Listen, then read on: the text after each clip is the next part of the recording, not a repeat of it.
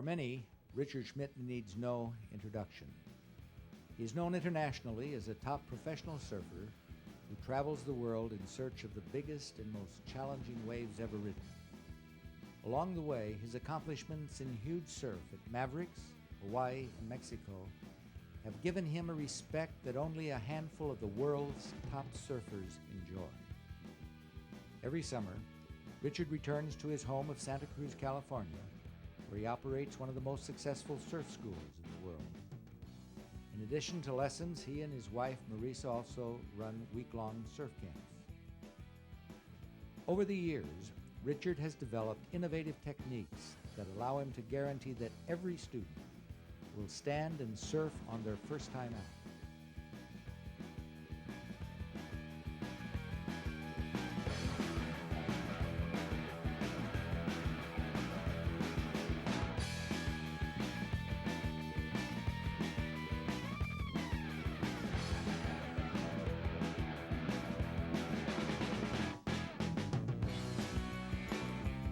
Besides running his surf school, Richard has also worked for the city of Santa Cruz as a beach lifeguard for 15 years. He has mentored many surfers and become a legend in his own time. Although you may never become a world-class surfer, you'll experience the true joy of surfing, the sport of the kings.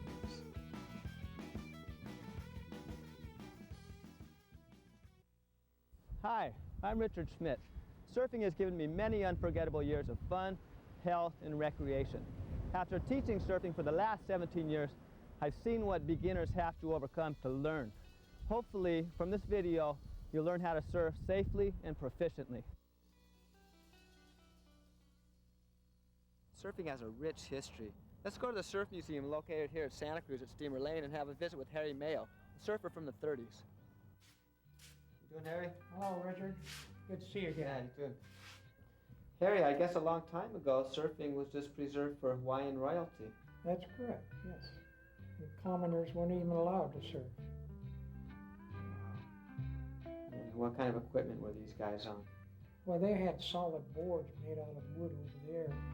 They solid like this board is here, but this is balsa redwood, but they had a koa wood. We didn't maneuver them very much. We put them on an angle and just stayed ahead of the foam right on the shoulder. In our day, the ride was the long ride. As far as we pick it up outside and go all the way to the beach, that was a good ride.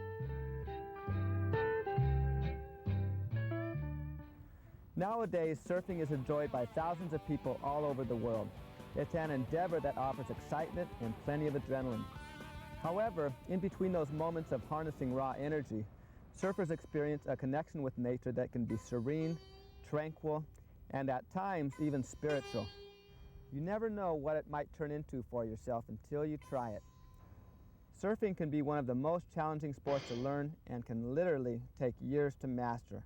But with the help of this video, you'll hopefully avoid many of the common mistakes that people make. Remember that everyone is a beginner at some point. Even renowned big wave riders have to start somewhere. Learning to surf when you're young is definitely advantageous, but age isn't as important a factor as physical conditioning.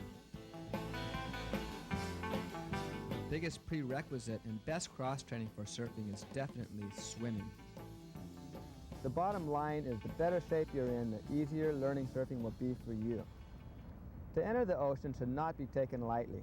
Before you grab your board and paddle out, you better assess the conditions and know your limits. Unlike a lot of sports, with surfing, your playing field is ever-changing. The most important aspect of the ocean for a surfer to understand are definitely waves. Waves are created by winds out at sea. One thing that's important to understand is that the bottom contour is what ultimately shapes how a wave breaks. Here is a pounding or plunging wave. This occurs when you have a swell coming out of deep water and hitting a shallow sandbar or reef abruptly. Advanced surfers often prefer these types of waves because they're faster, more challenging, and offer opportunities for tube rides. However, beginners should stay away from this type of surf. A more desirable wave for a beginner is a mushy, slow-rolling wave which is more forgiving. This wave occurs when a swell approaches shore over a gradual bottom contour. When waves break down a point, they're called point waves.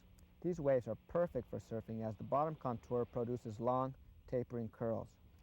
A wave spilling all at once, on the other hand, is called a closeout. Since there isn't much open face to surf on, closeouts aren't sought after by surfers.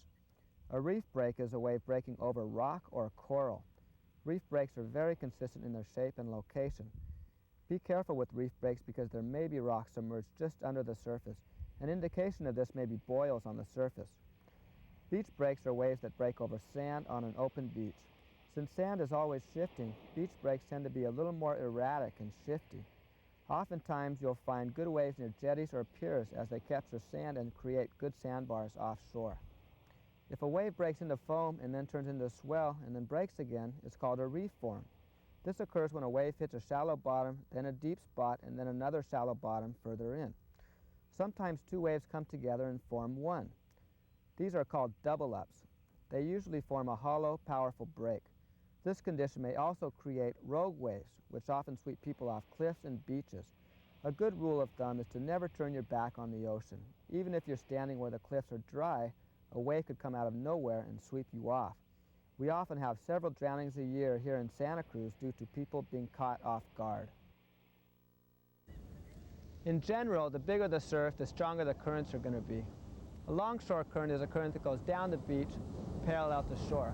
A longshore current is generally stronger in the surf zone as opposed to beyond it. Remember this when you're paddling up a point or up a beach and paddle well around the break. A longshore current can be very dangerous, especially if you're near something like a pier, or rocks, or a jetty where the current can sweep you into an area where you don't want to be.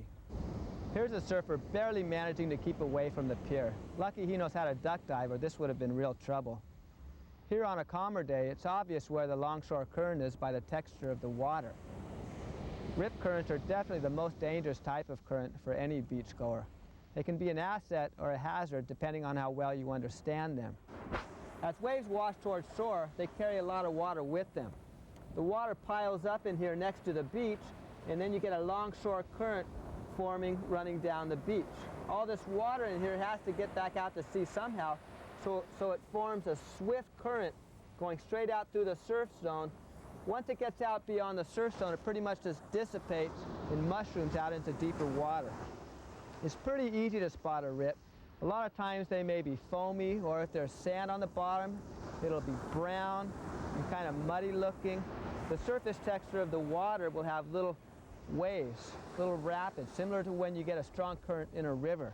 Notice these rapids tend to build against the motion of the current. If a rip is over reef, the water may just look a deeper blue or a deeper green color. Since rips form in deeper water, you'll find that waves don't really break in the rip current. They'll break off to the side, but not in the channel where the rip current is.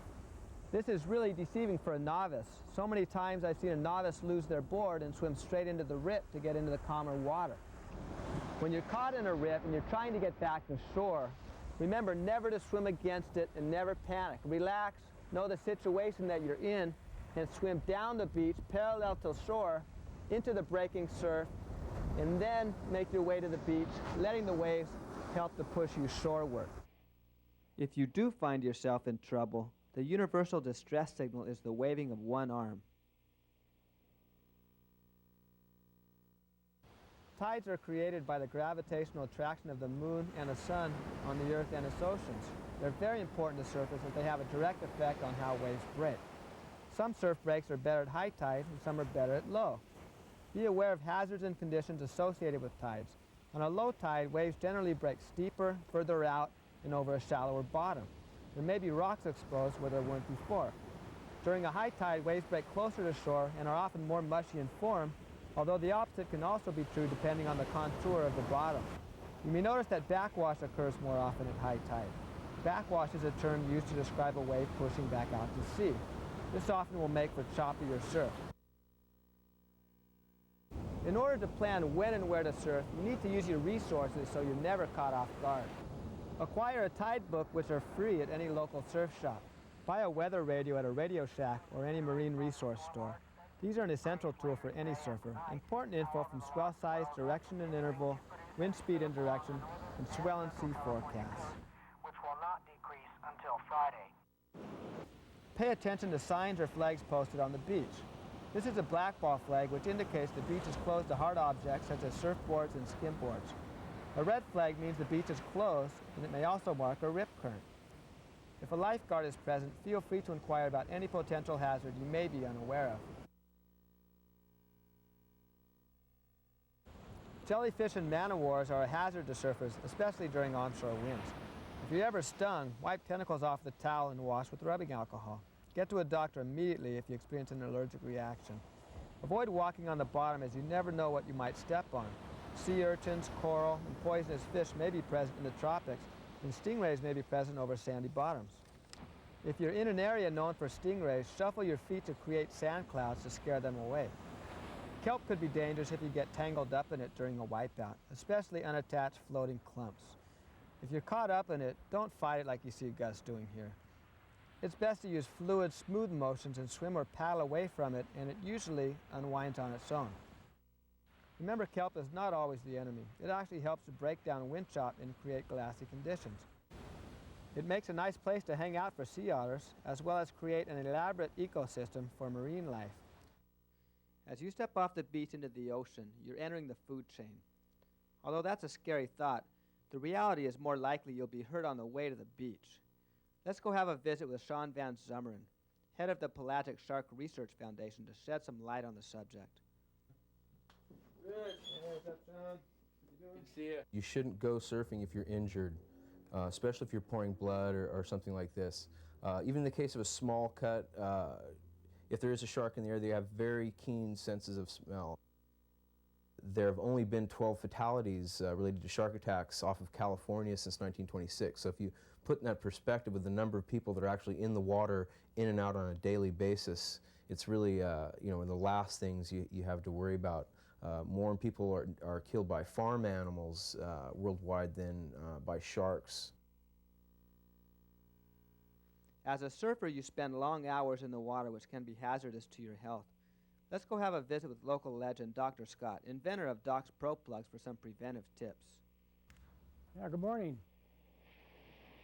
The sea offers us many hazards, from the sun, the seawater, the cold, going from top to bottom. The eye, when exposed for long periods of time, can get sunburned, and it can develop growths called pterygiums on the cornea. You prevent this by wearing sunglasses whenever possible, visors. Then we've got to think about the skin with problems with skin cancers and melanomas. Prevention would be frequent use of the sunscreens. Problems with the cold result from conduction to the cold water, evaporation of water. Even in the tropics, there's cold and chill.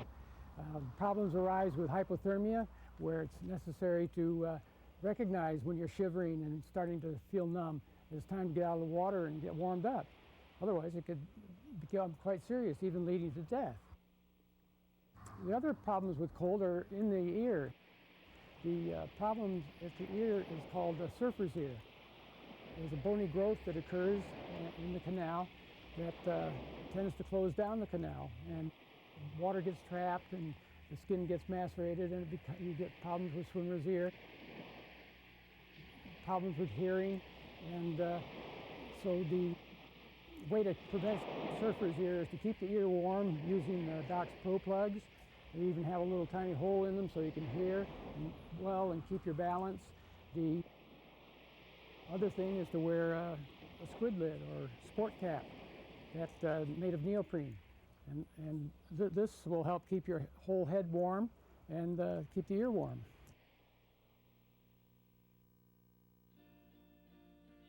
Now that you have some knowledge of the ocean and what to expect, your next step is choosing the proper equipment to fit your needs.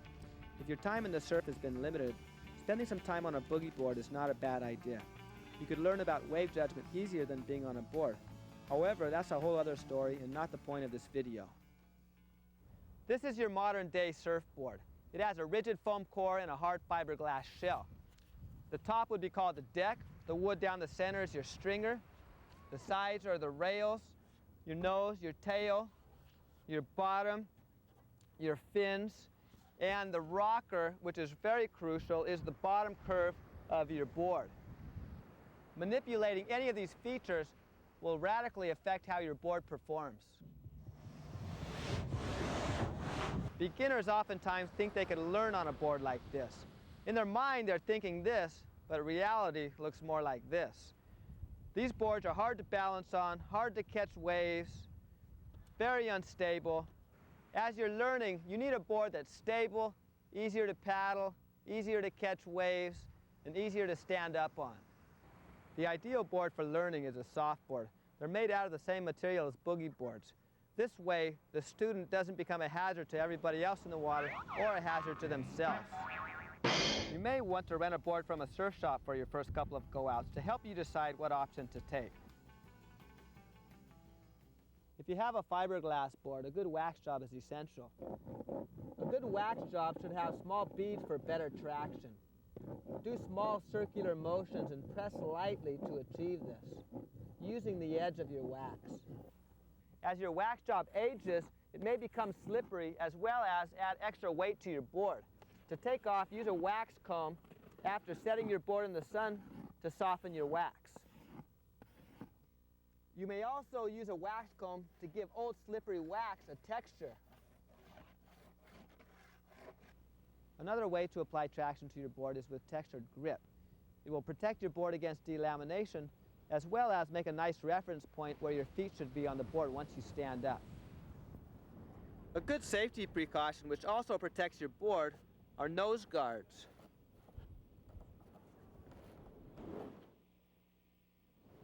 If you end up learning on a fiberglass board, urethane-lined fins are a great safety option. When picking a leash, you want one about a foot longer than your surfboard. One thing you want to realize with the leash is that they do break.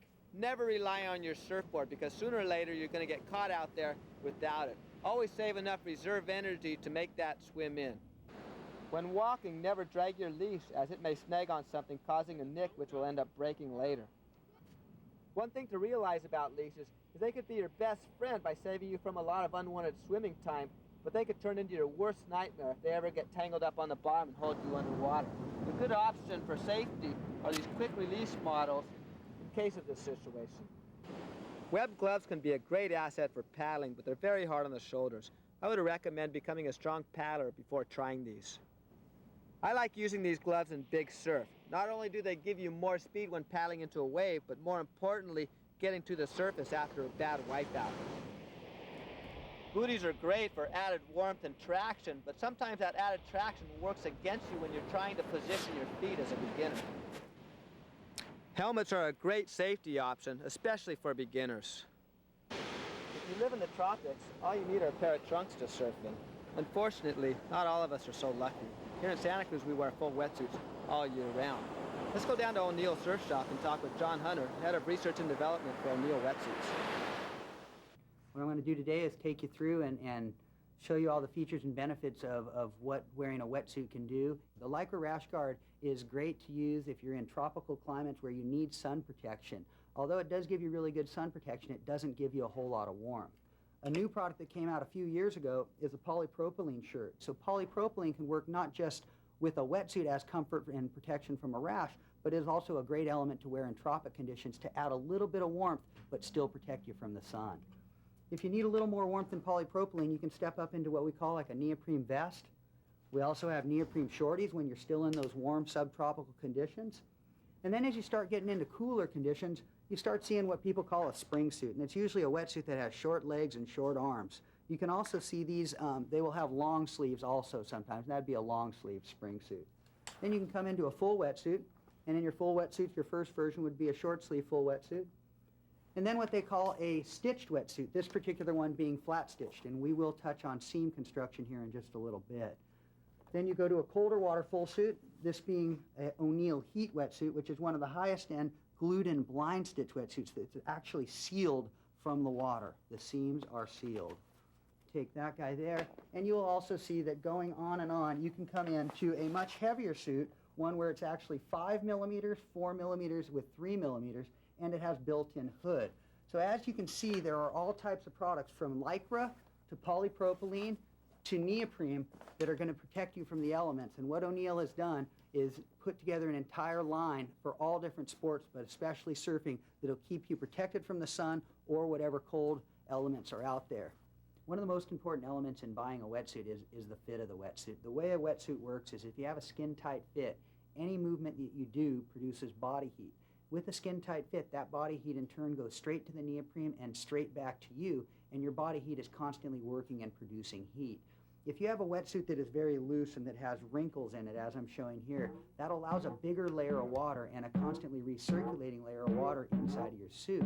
Beyond having more water in your suit, your body heat that you're producing then has to go through that layer of water to the neoprene, back through the layer, and finally back to your body. So as you can see, having a tight-fitting, not too tight a fitting suit, but having a tight-fitting suit is going to be much warmer, and it's also going to be a much more comfortable suit. So now that we know that fit is the most important thing, let's go ahead and talk about seam construction, which really is the next most important thing. The oldest and least effective seam construction is what we call an overlock seam construction. And if you take a look at an overlock seam construction, one of the characteristics is it is rigid, and it's a standing up seam on the inside. If you look at the outside, it also allows an area where water can go through the seam, which is not an airtight seam. So a flat stitch would be a great upgrade for a first-time wetsuit or for the conditions where the water isn't quite as cold. The flat seam also has a tendency to be a little bit warmer than the overlock stitch because the seam is actually overlapped. So glued and blind stitch seam construction is the ultimate for colder conditions, and nowadays you will see the glued and blind stitch seam starting in about 2 mil and going all the way up to 7 mil. On the seam you also have glue.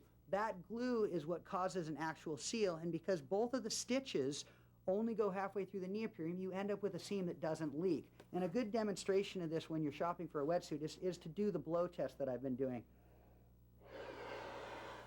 When you blow into a glued and blind stitch suit, you'll see that it holds that air, and in turn what that's going to do is keep that water out.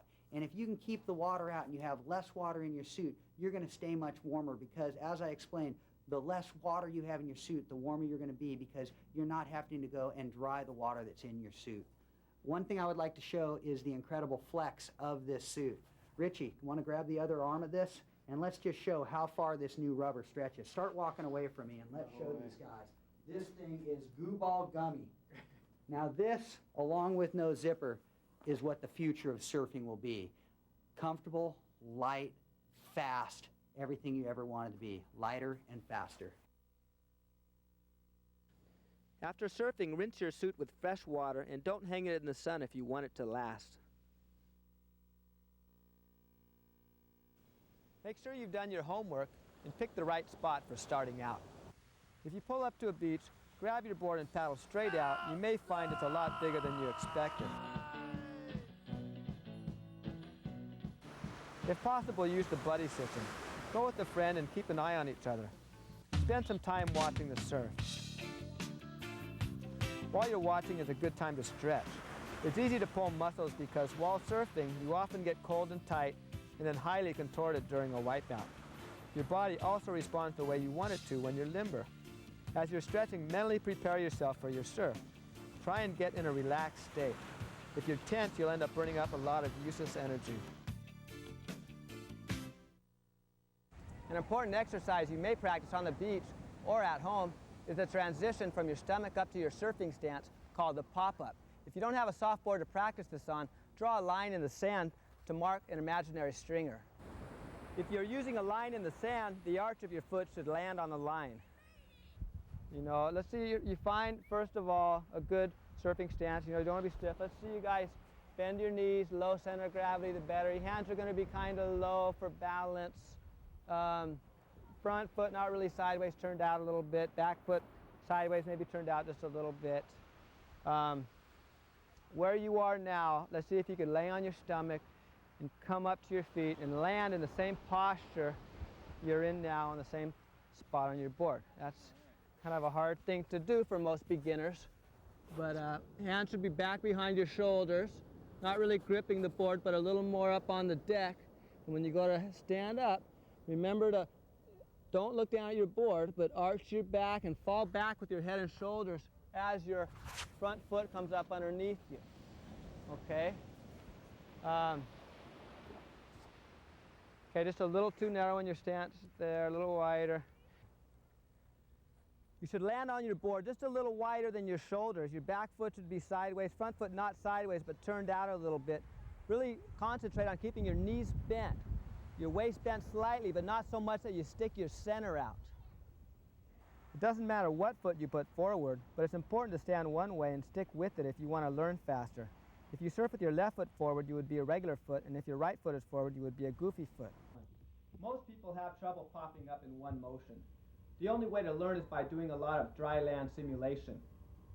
It may be easier to perform this by using something as bricks under your hands to give more clearance for your feet to swing underneath. The pop-up is an essential fundamental for any beginner. If you can do this motion quickly to the right spot on the board, progress will come fast.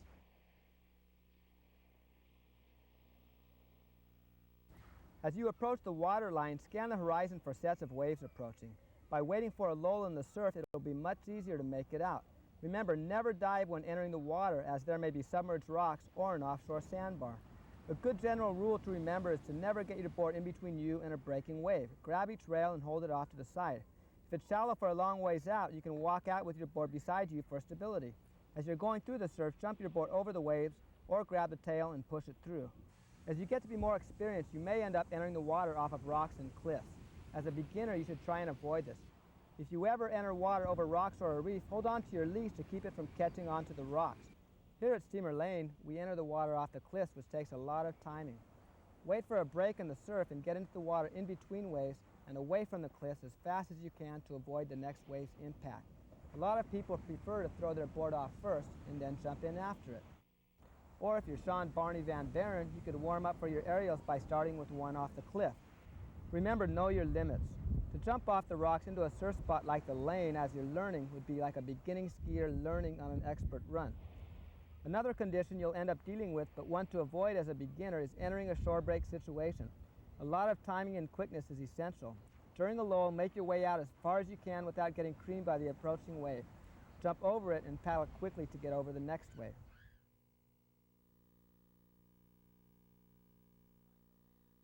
It's extremely important to be in the right place when you're paddling on your board. You see how the board sits flat in the sand? When you paddle it, that's the way it should look in the water.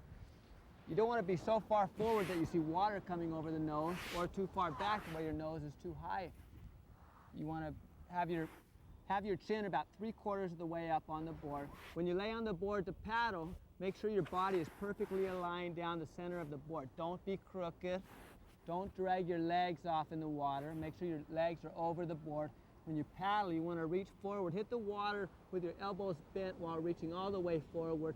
Come down alongside your board about elbow deep in the water, and then follow through with your stroke. A nice, fluid, relaxed stroke is going to be a lot more efficient than a short, choppy, tense stroke. When you're paddling, try to isolate the motion to just your arms. If you put too much of your hips into it, you're going to wobble through the water. You want your board steady so that it planes. The butterfly stroke may also work well, especially when you're paddling for a wave. The last couple of strokes, you may want to do the butterfly to steady your board.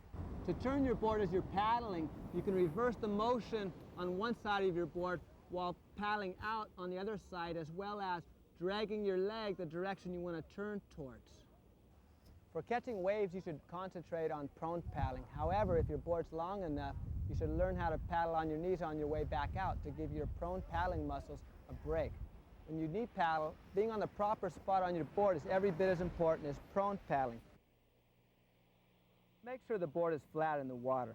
Keeping your knees spread slightly with your butt low is the most stable position. Another thing you need to get efficient at is getting your board around quick. Practice turning your board around by sitting up and rotating your legs in a modified egg beater kick, in combination with grabbing a rail with one arm and pushing or pulling water with the other arm. Your legs will rotate in the same direction but will not be synchronized. The further you sit back on the tail, the faster the board will come around, but the harder to balance. Anytime you're trying to get your momentum started from a sitting position, remember as you go prone to do a frog kick with your knees straight as you simultaneously reach forward and jam your tail in to propel yourself forward.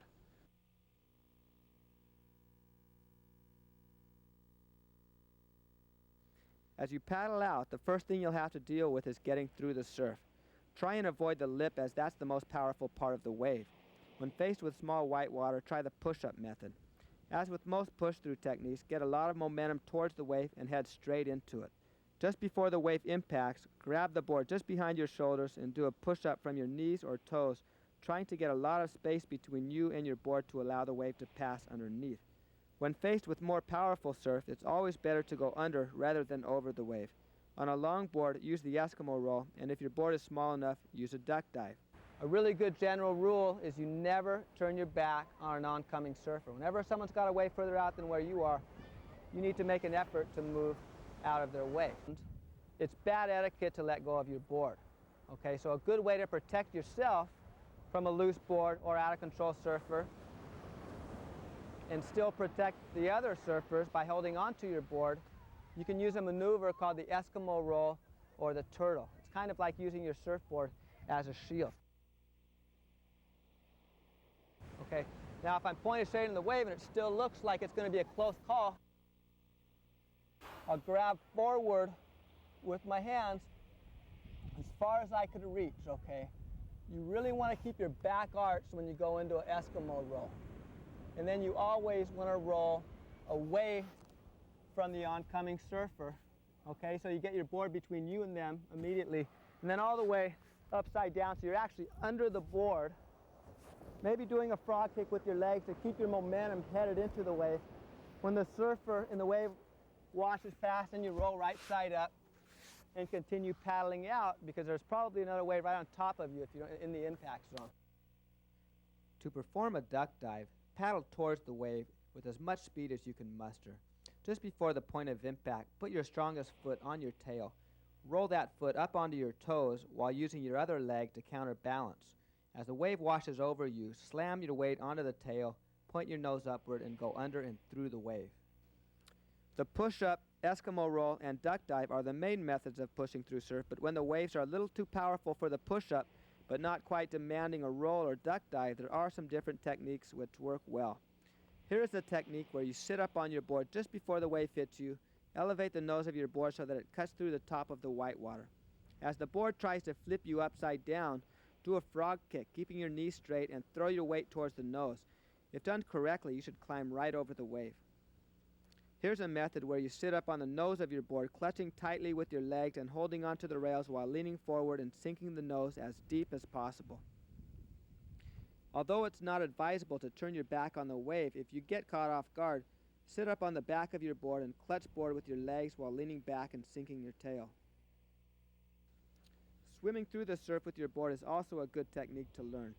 Wrap your arm across the nose while submerging it and swim through the wave with your free arm and legs. As you're paddling out, don't ever get another surfer paddling out between you and a breaking wave, as they may get pushed onto you. You have to realize as you're paddling out, the surfers coming in have the right of way. Okay, and if a surfer makes one move, surfing in on the wave, the person paddling out has to go the opposite way, even if that means paddling into the break and getting a beating by the wave, okay? Normally when you paddle out, you're trying to get out past the breaking waves in the channel if there is one, so you're not such an obstacle to the surfers coming in. However, if the oncoming surfer needs to make an upcoming section, they may choose to surf past the paddling out surfer on the channel side. In this situation, the surfer must paddle into the breaking wave, even though it results in a beating by the wave. As you're learning, only surf the size waves you're comfortable pushing through with your board.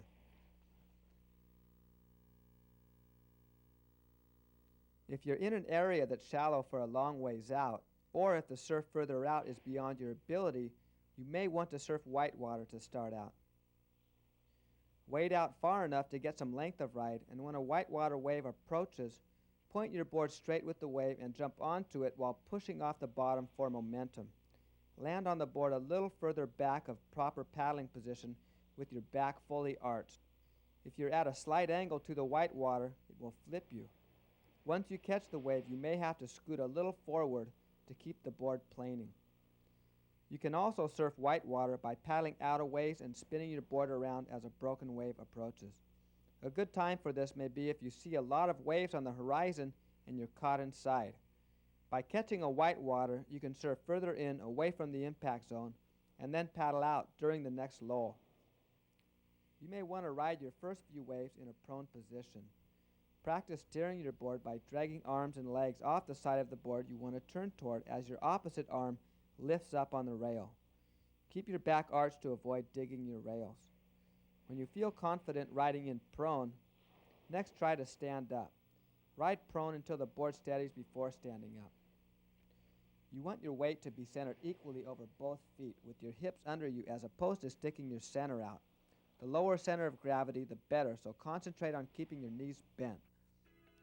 You'll notice all great surfers have a low center of gravity, so try and concentrate on this as you're learning, and it will end up becoming natural. Remember once you get up on a board to relax and stay loose.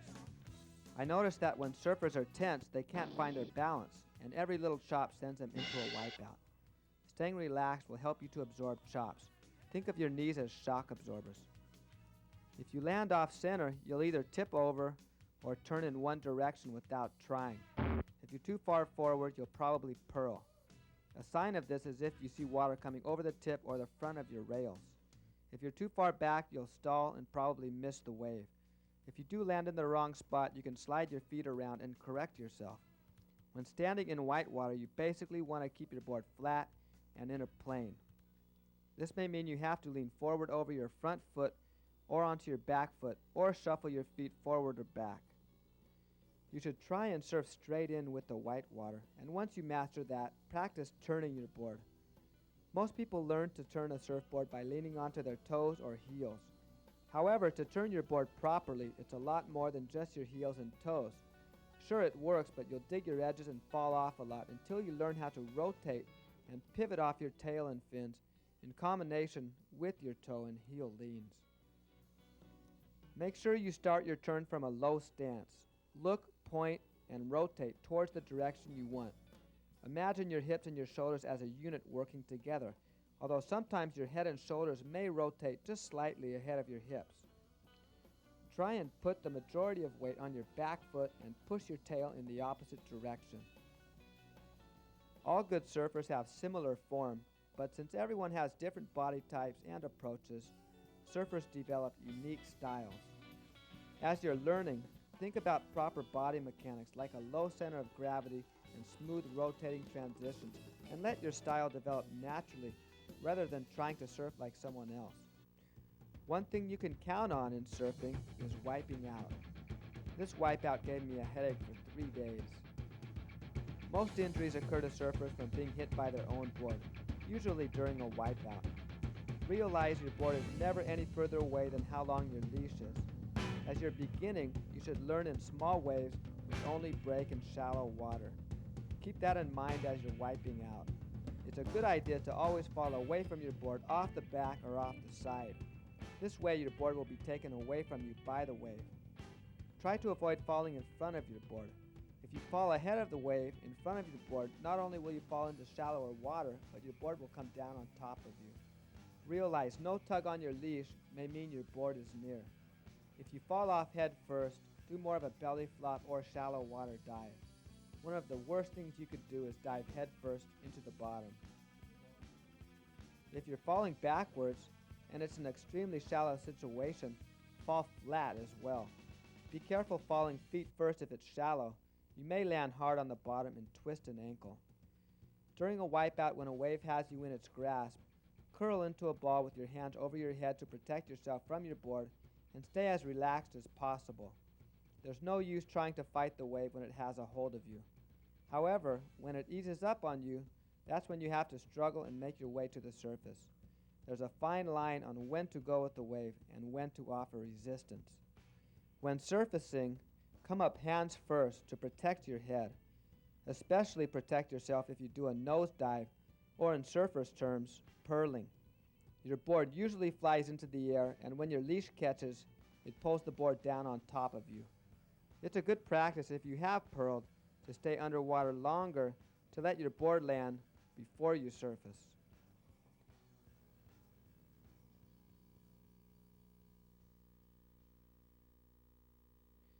After you tire of riding whitewater, the next step is to paddle out beyond the breakers and catch the swell before it breaks and ride across the curl. When you're in the curl, your options open up. More speed, maneuverability, and a smoother ride. However, as you try to attempt this, you'll realize that timing and positioning is not something that you'll learn overnight. After all my years of surfing, I find myself paddling for waves and missing them. Timing is not only critical on catching an unbroken swell, but also once you're up on the wave, you gauge your turns according to the wave's movement. Timing is the hardest thing to pass on to a student. It comes with hours spent analyzing the ocean's every movement. Once you get beyond the breakers, paddle to a spot where you saw waves breaking previously. You should have watched the surf for a while to determine this. Sometimes when surfing over reefs, boils on the surface will give a clue as to where the shallow spots are, which waves tend to focus on. Try to avoid paddling into the middle of a crowd. Although that may be where the best waves are, as a beginner you don't need the best waves, just something that will push you. As you're waiting for a wave, your focus should be on the horizon, always looking for a wave to catch. It's a good idea to mark where you're sitting with a lineup or reference point on land. It's better to try and pick two objects that line up as opposed to one. To determine where a good reference point might be, watch a set of waves come in and then paddle over to the place you should have been to take off. Immediately look shoreward and try to find two objects that are lined up. Trees, chimneys, telephone poles, distant ridgeline mountains all work well. Mark future waves where they break in relationship to your landmarks, and after a while you'll see a swell coming in a certain way and know exactly where it's going. The most common question I get from frustrated students is, when do I paddle for a wave? Unfortunately, there's no correct answer. If you position yourself properly, you can wait until the wave is just about upon you, take one stroke and catch it.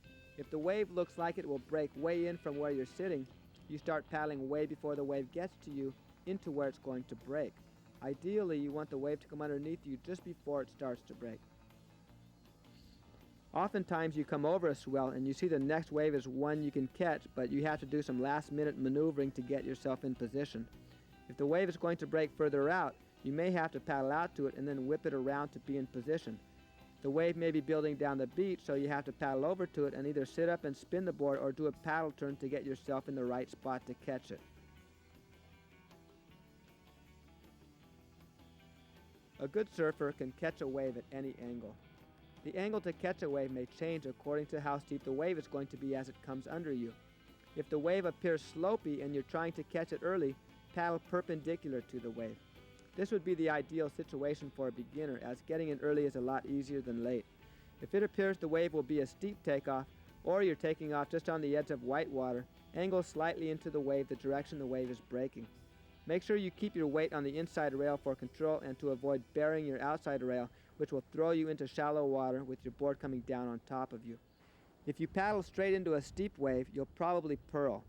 Angling will help you keep the nose up. If you try to angle into a wave that is slopey, you'll probably not catch the wave. The faster you're paddling shoreward, the easier the wave will pick you up.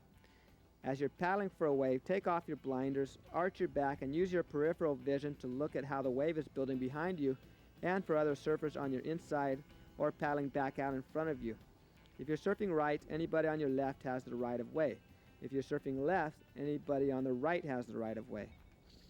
Another right-of-way rule is the first person standing up has the right of way. There can be a lot of gray area with the combination of the two rules.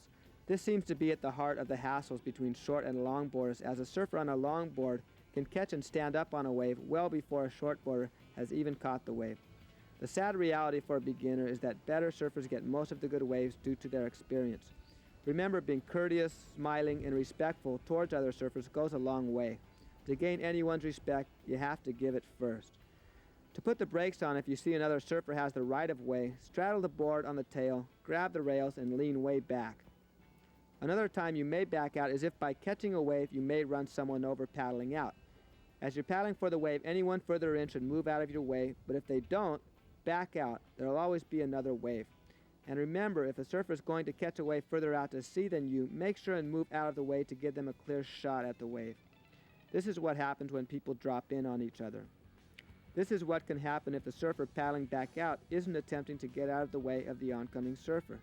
As you're paddling for the wave, realize that when the wave comes under you, it lifts your tail and may force your nose down. To compensate for this tail lift, arch your back the instant the wave hits your tail, and that will bring some weight back and help keep your nose up. On the other hand, if you feel the wave is passing under you and you're not catching it, lay your chest and even sometimes your chin on the board to get some weight forward. It's amazing how much weight can be distributed by how much of an arch you have in your back.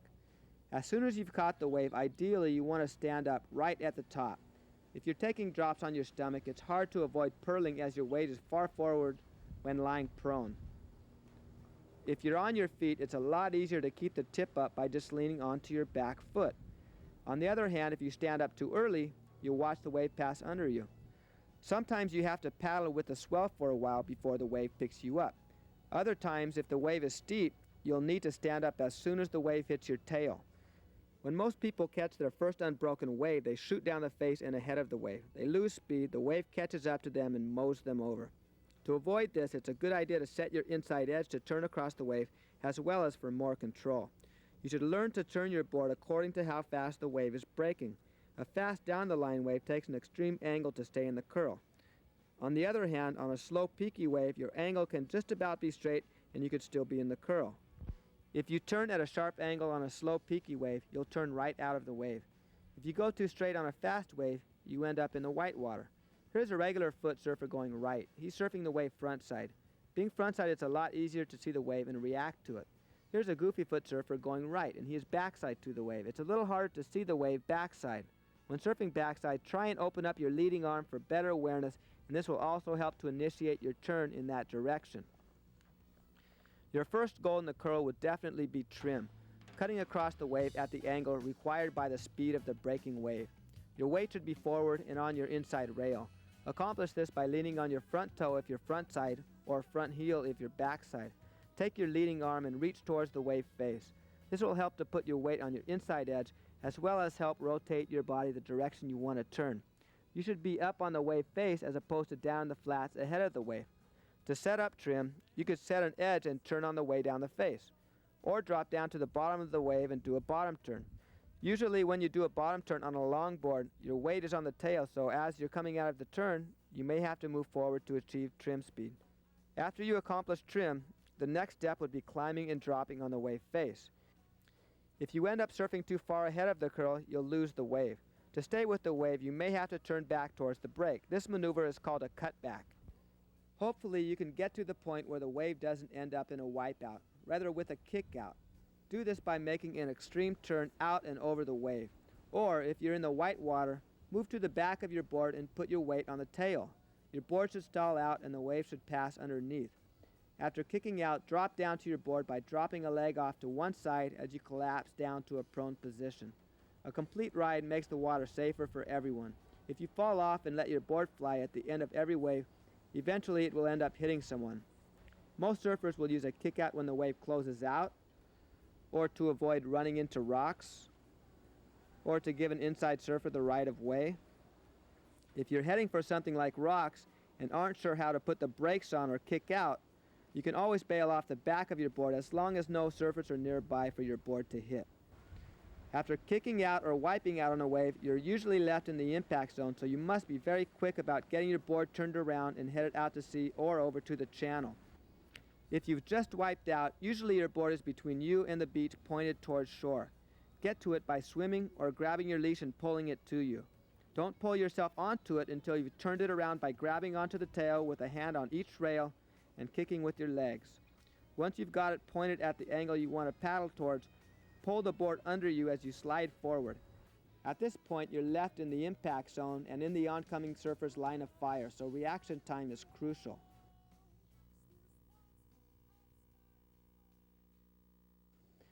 Getting out of the water may be a completely different situation than when you enter due to tidal change.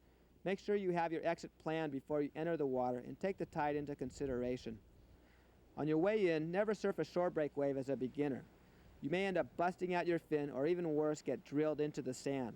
Many surfers have sustained serious neck injuries in shore breaks. Wait for a lull and then come in on the back of a swell and up the beach before the next wave hits. Coming out of the surf over a reef may be tricky, especially during a low tide when the rocks are more exposed. Sometimes it may be easier to come in fins up and forward to avoid busting your fins out. If it's too shallow to ride in on a wave, try walking next to your board, keeping your weight over the board to enable you to tread lightly. Getting out of the water, especially during a high tide, can be a big challenge. You basically learn how to be a crab. You want to get washed up to your exit point on the back of the whitewater. As the wave recedes, you scurry up the rocks before the next wave hits. Or if it's shallow enough, get off your board well beyond the rocks and wade your way to your exit point. Waiting for a lull in the surf will also make your exit easier in this situation. If you miss your initial exit attempt, turn around, get over the next wave, and try again. Never get caught at the point where the wave impacts the rocks. Try and keep your surfboard between you and the rocks. However, in this situation, you may need that arm closest to the rocks to grab hold. If you do get your board between you and the wave and it hits you, make sure and lift the board up to allow the wave to pass under. When new to an area, it's not a bad idea to sit and watch how other surfers negotiate their ins and outs. Over the years, I've made numerous rescues using my surfboard. Sooner or later, you're going to run into a hapless victim that needs your help. Remember to always offer them your board if you're comfortable in the situation without it, but never let a panicking victim get a hold of you. As you're surfing, keep an eye on other surfers and make sure they come up after wipeout. Take a course in first aid and CPR. The most common injury to surfers are cuts from fins or sharp noses. Remember, you can control bleeding by simply applying direct pressure and elevation. As a surfer, your connection with nature becomes very precious. With that in mind, let's talk with Bruce McGee from the Surfrider Foundation. The mission of the Surfrider Foundation is to enhance the nearshore waters, the playground in which we surf. You can do your part by joining the Surfrider Foundation. There's so many different directions to take your surfing. It's an individual pursuit where you can express yourself any way you want. Well, if you haven't figured it out, I'm Wingnut and I like to ride longboards. My whole philosophy on surfing has always been about do whatever it takes to have fun. Fun for me comes with riding a longboard. I just like the natural glide that you get from a longboard, the ability to trim a wave really clean. You know, longboards have that ability to walk the nose, hang 5, hang 10, do a nice smooth drop knee cut back.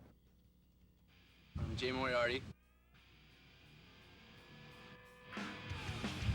There's just so much freedom and enjoyment in it. You know, it's just so pure and just really fun.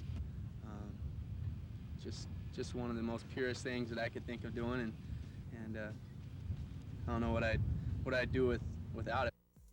My name's Jason Collins, and my favorite aspect of surfing is flying down the line, doing big aerials, having fun on the wave, not being so serious. I think you'll have fun too.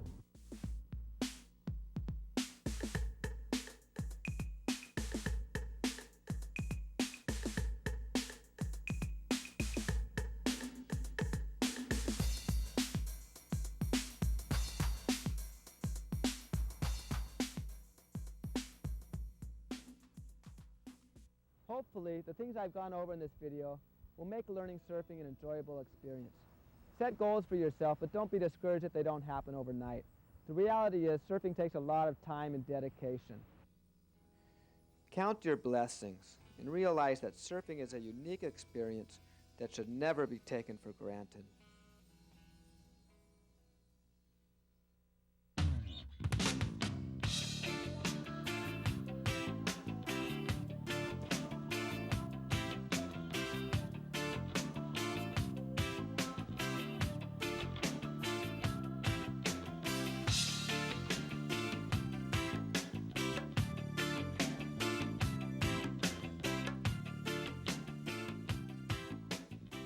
I'd say it's all about respect, and you know, there's people that have been in the water a long time, and if you show the respect to them and stay out of the way and don't paddle for waves when you see guys going, a lot of times a lot of the best surfers, you know, they'll give you advice and help you out if you know you show them their respect, and they deserve it.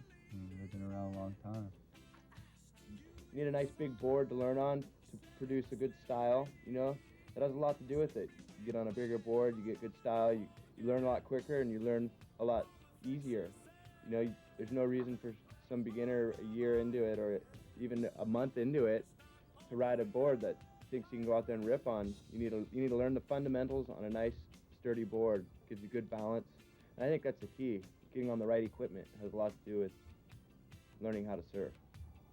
Learning the basics and sticking with the basics is the key, you know, before you start trying to get too radical. You gotta like be able to do the basic maneuvers and learn the proper surf etiquette.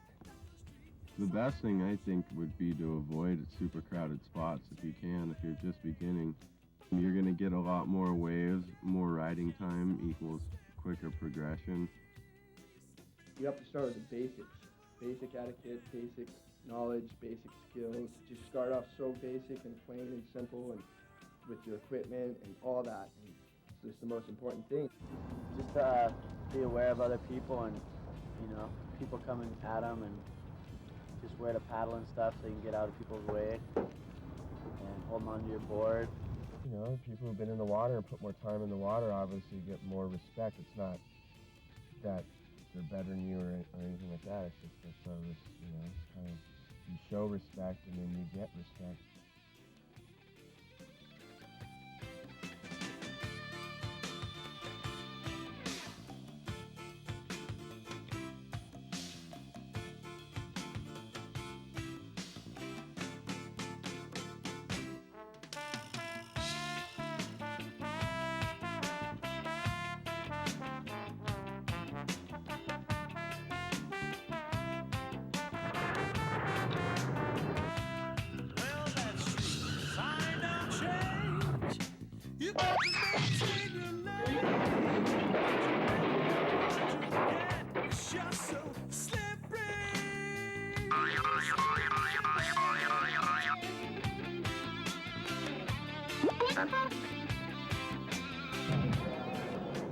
CC Limits. Welcome, Population 1, Campbell Soup. The man. Yeah, boy. Somehow you didn't expect it.